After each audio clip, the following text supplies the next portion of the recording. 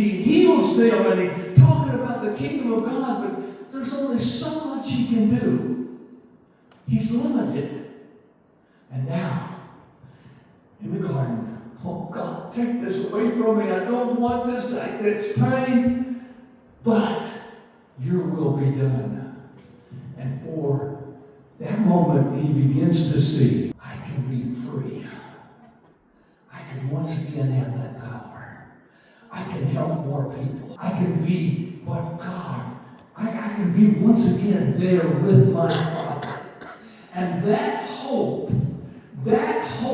that being back with the Father, seated at his right hand, being in that position of authority and power that he had at the beginning, that he voluntarily gave up to become a man, that hope gave him the joy to endure the cross, to go through that pain.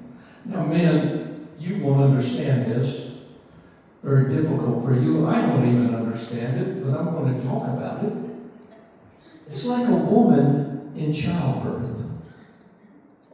I've never experienced childbirth. Most of you women have. You know the pain that you go through?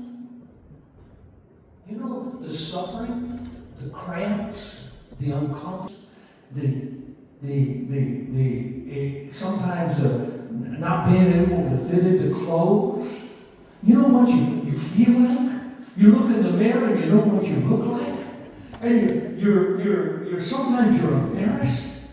And then you start having the pain. What makes a woman go through that pain?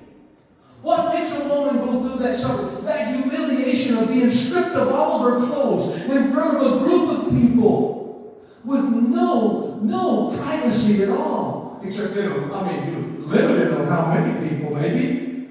But what makes a woman go through that? What do you think it is?